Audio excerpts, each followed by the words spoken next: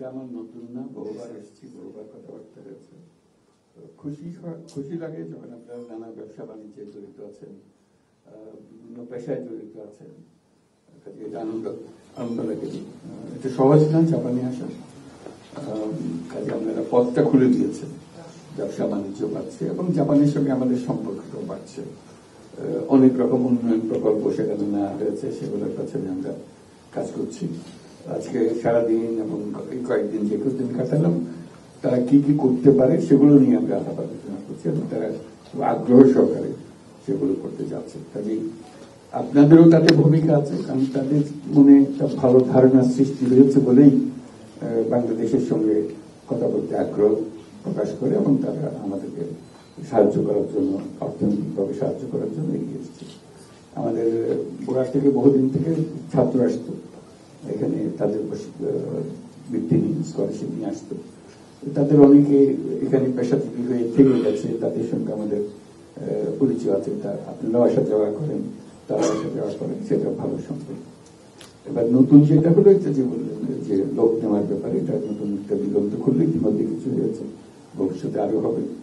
আজকে 2টো চুক্তি শুরু হয়েছে, 2টো চুক্তির অধীনে 1 লক্ষ লোক তারা নেবে। রাষ্ট্রদূত মহোদয় যেটা বললেন, এই 1 লক্ষে তো শেষ হবে না, সেটার প্রয়োজন অনেক বেশি, অনেক বেশি। আমরাও চেষ্টা করবো যাতে দিতে পারি, তবে আমাদের চেষ্টার ফল তো ভালো হবে না, আমরা দূরের থেকে চেষ্টা করি। আপনারা একবারে খাস জায়গাতে বসে আছেন, কাজে সেখান থেকে চেষ্টা করা যাতে করে লোক আসে, প্রচুর সংখ্যক লোক আসে এবং আসার পথে দুর্ভোগ না হয়। আমাদের কলঙ্কময় অধ্যায় হলো যে লোক পাঠাতে হলে এই যে একটা কেলেঙ্কারি শুরু হয় ভাগ বাটোয়ারা নিয়ে, প্রতিটি দেশের সঙ্গে আমাদের প্রতিটি দেশে লোক পাঠাতে গিয়ে এই সমস্যার সম্মুখীন হচ্ছি আমরা, সেগুলো মোকাবেলা করা। জাপানে যেন সেটা না হয়, তারা খুব পরিচ্ছন্নভাবে কাজটা করতে চাচ্ছে।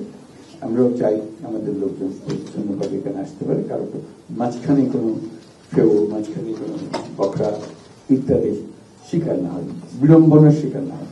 সেটা কিছু হলে আমাদেরকে জানাবে, আমরা যথাসাধ্য চেষ্টা করবো করার। ফলে আমাদের চেষ্টা হচ্ছে, আপনাদের চেষ্টাটাই বড় কথা, সেটাই আমাদের জানা। আজকে আমাদের আপনাদের কাছ থেকেই শোনার জন্য এসেছি, যে আসলাম, কয়েকদিন থাকলাম এখানে, কোনো আলাপ আলোচনা হলো না, দেখা সাক্ষাৎ হলো না, এটা কেমন কথা? সেই জন্যই দুটো কথা শোনার জন্য আপনাদের কি করা যায় সেটা বলার জন্য। আর কেউ বলবেন না কিন্তু আপনাদের শরীর খুব সংক্ষেপে,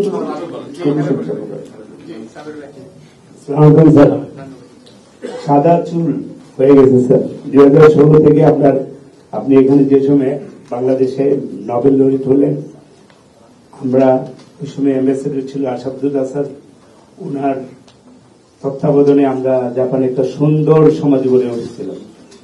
এই সমাজটাকে নষ্ট করে দিয়েছে স্যার এই এম্বাসি। এটা আওয়ামী লীগের একটা রাজ্য হয়ে গেছিল। এখানে আমি নিজে একজন ওয়ার্ল্ড ওয়াইড ব্যবসায়ী, আমাকে 10 বছর যাবত এখানে ঢুকতে দেয়নি। আজকে আমাদের এম্বাসিতে আসতে পারি নাই। আমি চৌকস এম্বাসিডর দেওয়ার সঙ্গে বলছিলাম, স্যার যদি আমাদের প্রধান উপদেষ্টা জাপান আসে বন্ধ হয়, এটা আমরা আপনি যারা বাংলাদেশ, আপনার জন্য যে আমাদের যে নির্বাচন আপনি দিবেন বলছেন ডিসেম্বর এবং জুনের ভিতরে, ইনশাল্লাহ ডিসেম্বর আপনি যেখানে আপনি নির্বাচন দিয়ে সুন্দর একটা সরকার ভুল করেছে, আপনাকে কষ্ট দিয়ে তারা কিছু করতে পারেনি। জাপান আপনার সম্মান অটুট রেখে মাহাথির মোহাম্মদ মালয়েশিয়া তৈরি করেছে, আমরা আপনাকে দিয়ে বাংলাদেশ তৈরি করতে চাই। বাংলাদেশ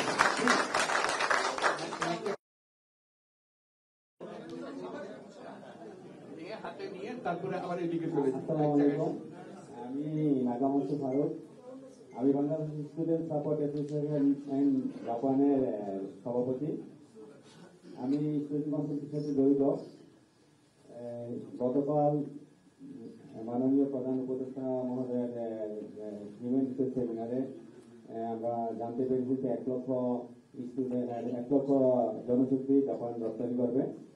তো আমরা একসাথে আমরা বাংলাদেশের সকল মহোদয়ের কাছে আরেকটা প্রতিজ্ঞাবদ্ধ হচ্ছি যে আমরা আগামী 5 বছরে আরো 50,000 শুধু স্টুডেন্টই জাপানে নিয়ে আসবো। এবং এই ব্যাপার নিয়ে আমাদের স্টুডেন্ট কনসালটেন্সি নিয়ে কাজ করতে গিয়ে আমরা বিভিন্ন সমস্যার সম্মুখীন হচ্ছি। তার কয়েকটা সমস্যা আমি একটু তুলে ধরবো। একটা হলো অনেক করতে পেরেছি। বিএসএফ একটা সংস্থা বাংলাদেশে স্টুডেন্ট এখন যে এম্বাসি থার্ড পার্টিকে দিয়েছে, এখানে অনেক বাংলাদেশের স্টুডেন্ট দিন দিন বৃদ্ধি পাওয়ার কারণে জাপান সরকার থার্ড পার্টিকে দিয়ে প্রকাশ করতেছে তোমাদের দেশ থেকে স্টুডেন্ট বেরিয়ে আসতেছে, আসার কারণে আমরা তোমাদের দেশ থেকে নেক্সট সেমিস্টার স্টুডেন্ট নিব না। তো যত জাপানিজ স্কুল আছে স্কুলগুলো নিয়ে আমরা একটা স্টুডেন্ট ফেয়ার করতে চাই। ঠিক তেমনই আমরা বাংলাদেশেও, যেমন বাংলাদেশ ইমপ্যাক্ট সামিট হয়েছে তাড়াতাড়ি করে স্কুলগুলো এবং প্রতিষ্ঠানগুলোকে নিয়ে, সেই জন্য সরকারের সহযোগিতা কামনা করছি। আরেকটা কথা বলে আমি শেষ করবো, যে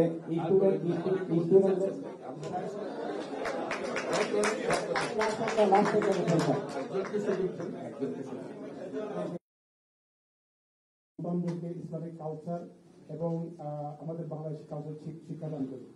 আমি আমাদের মাননীয় প্রধান উপদেষ্টার কাছে দুটা বিষয়ে, বাংলাদেশে বেবিদেরকে মেরে ফেলে, তো আপনার কাছে আমাদের একটাই চাওয়া থাকবে এবং আমরা ভীষণভাবে আপনাকে বিশ্বাস করি আপনি এরকম একটা বাংলাদেশ দিতে পারবেন আমার মতন, আমাদের প্রবাসী মায়েদের মতন, এবং বাংলাদেশের প্রতিটা মায়ের ঘরে ঘরে সন্তানরা যেন নিরাপদ থাকে, আমরা মারা যেন দেখতে পারি আমাদের সন্তানরা নিরাপদে ঘরে ফেরত এসেছে।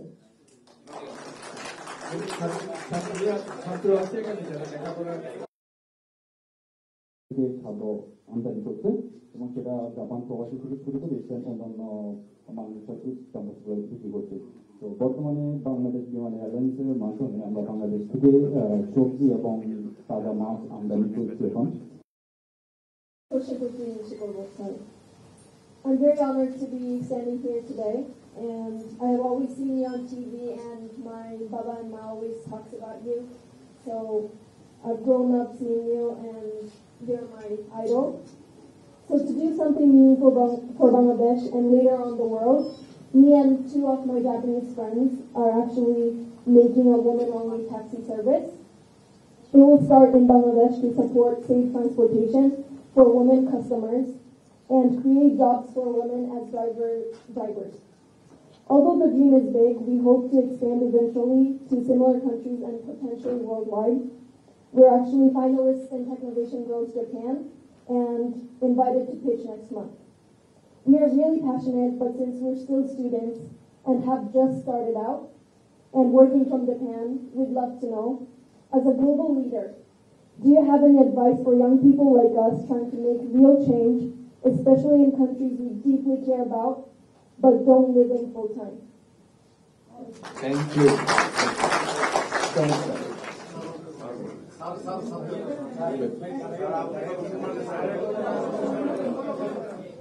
হ্যালো স্যার, আমি মার্কশিট, আমি টোকিও ইন্টারন্যাশনাল ইউনিভার্সিটিতে আমার ইকোনমিক্সে পড়ার পিছে আপনি অনেক বড় ইন্সপাইরেশন।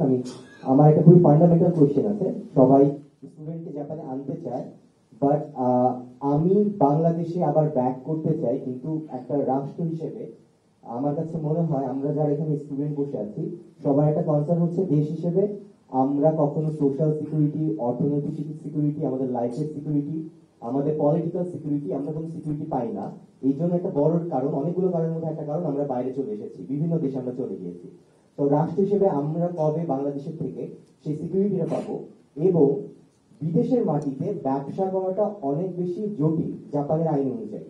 তো আমরা গ্রাজুয়েশনের পরে যদি কোনো উদ্যোগ নিতে চাই, তাহলে আমার আপনাকে পেয়ে আমরা আজকে আমার একটা প্রশ্ন হলো, প্রশ্নটি আপনার কাছে আমি জানতে চাই যে আপনার যে 3-0, নো পভার্টি, নো আনএমপ্লয়মেন্ট এবং নো কার্বন, এই 3-0 যে আপনাদের কনসেপ্ট, এই কনসেপ্টটা আমরা জাপান প্রবাসী বাংলাদেশি যারা আছি আমরা কিভাবে এটাকে জাপান বাংলাদেশ ব্রিজ কানেকশন হিসেবে প্রকল্প ছিল, এটা চায়না এবং জাপান অন্যান্য দেশে পেয়েছে। আমি শুধু এখানে একটা কথা আপনাকে বলবো, এটা আমার নিজের অভিজ্ঞতা থেকে, জাপান যত মেগা প্রকল্প করেছে ওরা শুধু ম্যাক্সিমাম হেড অফ পার্সন যারা ইঞ্জিনিয়ার থেকে উপরে লেভেলের 10 জন লোক, এর থেকে বেশি এরা নেয় না। লোকাল বাংলাদেশের সব স্টাফ তারা ব্যবহার করে। চাইনিজরা দেখেন ওরা আপনার কনস্ট্রাকশন ইকুইপমেন্ট থেকে নাট বোল্ট থেকে সবকিছু চায়না থেকে নিয়ে আসে। আমাদের দেশে কোনো কর্মসংস্থান হয় না চায়না প্রজেক্টে। এটা আমি নিজের অভিজ্ঞতা থেকে, আমি নিজের ইকুইপমেন্ট নিজে বাংলাদেশে আমি একজন সিআইপি 2 দুইবার এই সরকার আপনি আমাকে সিআইপি করেছেন, তার জন্য অনেক ধন্যবাদ। আমি বিশেষ করে দেখেন যমুনা এবং ইসের বিদ্যুৎ তিনটা যে ব্রিজ হয়েছে, এখানে কিন্তু জাপান প্রজেক্ট থেকে 700 কোটি টাকা তারা বাংলাদেশ সরকারকে ফেরত দিয়েছে। চায়না কোনো কোম্পানিতে আজ পর্যন্ত প্রথম হলো যে আপনাদের সঙ্গে দেখা করাটাই আমার মূল লক্ষ্য ছিল, যে আলাপ করা, দেখা, আপনাদের খবর নেওয়া, এবং আপনাদের খবর নেওয়ার জন্য আমাদের রাষ্ট্রদূত মহোদয় আছে, সরকারের কাছে যত আবেদন নিবেদন আছে ওনার মাধ্যমেই যাবে, যথাযথ মন্ত্রণালয়ে যাবে। তো আজকে যেহেতু সরাসরি আপনাদের সঙ্গে দেখা হচ্ছে, জেনে নেওয়া সমস্যাগুলো, আজকে আবার কিছু জেনে গেলাম, সেগুলো আমাকে সংগ্রহ করে সবাইকে আমাকে দিলে আমি মন্ত্রণালয়ের কাছে শুনবো যে কি ব্যাপার, ওনারা যেগুলো বলছেন সেগুলো কি হলো। সবকিছু বিমান হোক, রেলওয়ে হোক, যত কিছু আছে, যার যার মন্ত্রণালয়ে না পৌঁছলে তো জব পাবো না।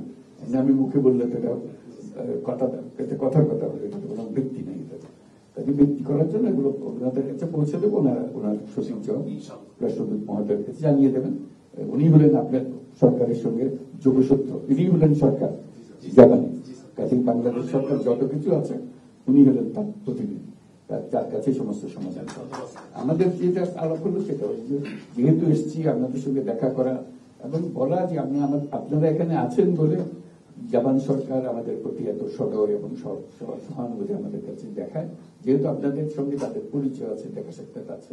ভবিষ্যতে আরো কত কি করা যায়, যে আমাদের উপরে যেগুলো বলছেন সে আমাদের অংশটা আমরা অবশ্যই করবো, কিন্তু আপনাদের অংশটা একটু জোরদার করতে হবে। কারণ এখানে আপনারা আসছেন, ব্যবসা কিভাবে বাড়াতে হবে সেটা উদ্যোগ আপনাকে নিয়ে, ওখান থেকে বসে গিয়ে আমরা ব্যবসার কথা বলতে পারবো না। ওই যে ছাত্র বললো যে ওইখানে পরিস্থিতি ঠিক করে দিলে আমরা আসবো, তো আমরা তো ওটা পারবো না। সারা দেশ একজনকে নিয়ে যাওয়ার জন্য সারা দেশ পাল্টে ফেলতে পারবো না। দেশ যেভাবে আছে ওইভাবে যেতে হবে, ওখানে গিয়ে দেশ মেরামত করতে হবে। এখান থেকে দেশ মেরামত হবে না। কাজে ওইখান থেকে বললাম যে আপনারা ঠিক করে দেন, আমরা আসছি, ওটা ঠিক হবে না। বরং আমি দেশের নাগরিক হিসেবে আমার দায়িত্ব আছে। আমি এখান থেকে যেটা দেখছি, আমি দেখছি এটা ঠিক হচ্ছে না। কাজে নাগরিক হিসেবে আমি দায়িত্ব নিলাম যে আমি যাবো, আমার অংশ আমি পালন করবো, আমি চেষ্টা করবো আরো 10 জনকে আমার সঙ্গে করার জন্য, যাতে করে এটা সংশোধন হবে না কেন। এই সংশোধন করার ব্যাপারে এটা সারা দেশ লাগে না, একজন উঠে দাঁড়ালেই হয়, একজনের জন্যই দরকার। এটা আমি মনে করার কিছু নাই যে হ্যাঁ আমি একা গিয়ে কি করবো, এই একার থেকে শুরু, একজন থেকে শুরু হয় সবকিছু। এই যে এত বড় বড় আন্দোলন হলো, এবার যেন হয়তো একজন দুজনেই ছিল শুরুতে, তারপর আস্তে আস্তে বাড়তে আজকে পুরো দেশে বাড়তে পেরেছে। এই যে ছাত্ররা প্রাণ দিল, তাদের মনে যে স্বপ্ন, সেটা কিভাবে আমরা বাস্তবায়ন করি, সেই বাস্তবায়নের অংশীদার হতে হবে আমাদেরকে। আমরা দূরে থেকে শুধু জানলাম, বুঝলাম, আমাদের ভূমিকা, আমরা এখানে আছি বলে ওইটার অংশ নই, এটা মনে করা ঠিক হবে না। আমরা বাংলাদেশে আপনাদেরও বন্ধু বান্ধব আত্মীয় স্বজন সবাই আছে ওখানে, আপনারাও মাঝে মাঝে যাচ্ছেন, আপনাদের ব্যবসা বাণিজ্য আছে, কাজে সবটা মিলিয়ে একসঙ্গে আমাদেরকে কাজ করতে হবে। তো আপনাদের সুবিধা হলো জাপান সরকারের উপরে আপনাদের প্রভাব বিস্তার করা, কোথায় কি হচ্ছে, এই যে নতুন লোক দিচ্ছে, ভাষা শেখা ইত্যাদি ইত্যাদি, কিভাবে সহজে করা যায়, সঠিক পন্থা কোনটা। কারণ আমাদের যতটাই সুবিধা আসে এর মধ্যে ফেউ বেরিয়ে যায়, উল্টো পথে নিয়ে যাওয়ার জন্য ফিরে যায়। এইটা আমাদের নষ্ট করে তারপর জাপানিরা যদি দেখে যে এরা সবসময় গোলমাল করে, কাজে ওদেরকে আসতে দেওয়া হবে না। এরকম হয়েছে অন্য দেশের সঙ্গে, আমি ব্যক্তিগতভাবে জানি, তারা সমস্ত লোক নেওয়া বন্ধ করে দিয়েছে, বহুদিন ধরে তারা নিচ্ছে না। যখন তাদের সঙ্গে বৈঠকে বসলাম, তারা বললো যে তোমাদের সবকিছু বোমা, এই যে কাগজ দাও সেটা বোমা, নাম দাও সেটা বোমা, পাসপোর্ট দাও সেটা বোমা, এই বোমা লোকের সঙ্গে আমরা কিভাবে কাজ করবো, এত বিরক্ত হয়েছি। শেষ পর্যন্ত তোমাদের দেশ থেকে লোক নেওয়াই বন্ধ করে দিয়েছে। আমাদের বহু কষ্ট গেছে। এই লুৎফেসের দিকে এখানে আছেন, ওনাকে একদম লাগিয়ে রেখেছিলাম যে এইদের একটু কি সমস্যা, কিভাবে দরজা খুলতে পারে। উনি বাড়ি বাড়ি গিয়ে তাদের সবার সঙ্গে আলাপ করে, তাদের উপরওয়ালা যারা আছে তাদের সঙ্গে আলাপ করে যে আমরা অতীতে ভুল হয়েছে, আমাদের দায়িত্ব হলো ভুল সংশোধন করে দেওয়া। সামনে যাতে এটা না হয়, বহু কষ্ট করে এখন সেই দরজা আস্তে আস্তে একটু খুলছে। এই হলো আমাদের মুশকিল, যেটাতে হাত দিই বেচা, যেটাতে হাত দিই ভুয়া। কাজে এখন যে লোকানার রাস্তা শুরু হলো, আমার কিন্তু বড় সন্দেহ হচ্ছে এটার মধ্যে ভুয়া লোক ঢুকে পড়বে। ভুয়া লোক ঢুকে এই জাপানি সরকারের মধ্যে এমন মেজাজ খারাপ করবে, তা বলবো বাদ দাও, এদের বাদ দাও, দুনিয়া থেকে দেশ নেয় নাকি। আমরা আজকে বহুবার বুঝেছি তাদেরকে যে আমাদের ছেলে মেয়েরা কত সুন্দরভাবে কাজ করে দিতে পারে, তারা এফিসিয়েন্ট, তারা অন্যান্য দেশের কাজ করছে, তাদেরকে নিলে ভালো হবে, যত সম্ভব পারে তোমরা নাও। তারা বলছে আমরা নেব, সেই জন্য তাতে কোনো সীমা রেখা নেই, এর পরে নেব না, বা দেশওয়ারি কোনো কোটা নেই যে এত বাংলাদেশ থেকে এত আসবে, ওরকম কিছু নেই। এটা হলে আমরা কত সুন্দরভাবে করতে পারি, তাদের যেন মনের মধ্যে কোনো কষ্ট না হয়, যারা আসবে তাদের উপরে নজর রাখা, তারা এসে আবার বাজার করতে পারে, আসলো এক কাজে দিয়ে আরেক কাজে করতে পারবে, ক্রিমিনাল অ্যাক্টিভিটিতে জড়িত হয়ে বলবে, তখন জাপানিরা কি আর বাংলাদেশের দিকে নজর দেবে না? ওইটুকু ঠিক করে। আপনারা হলেন মুরব্বী, এখানে অনেকদিন ধরে আছেন, আপনারা মুরব্বী, আপনারা প্রতিনিধি, আপনারা আমাদেরকে গাইড করবেন রাষ্ট্রদূত মহোদয়ের মাধ্যমে, পলিসিগুলো ঠিক করবেন। এই যে এইটা পাওয়া যায় না, ওটা এনআইডি পাওয়া যায় না, এটা কথা হলো আজকের জমানায় এনআইডি পাওয়া একটা সমস্যার কথা। আমরা প্রথম থেকে শুরু করছি যে এখন থেকে সবকিছু অনলাইন হবে।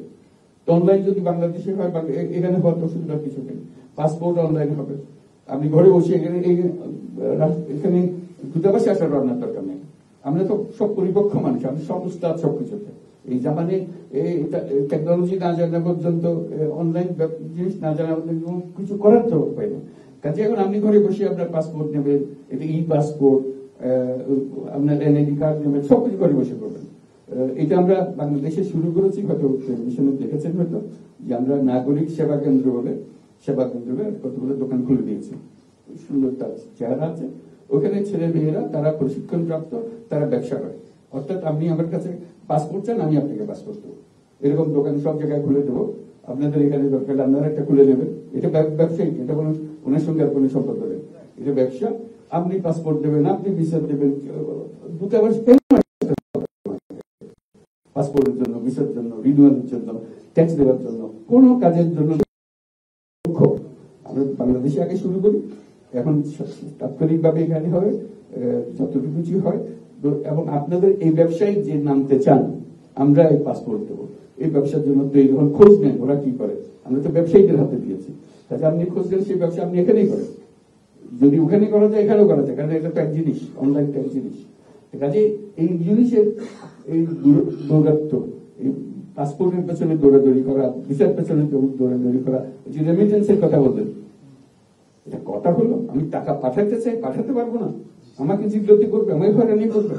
এর চেয়ে শর্মের কথা, লজ্জার কথা একটা দেশের জন্য, একটা জাতির জন্য কি হতে পারে বলে?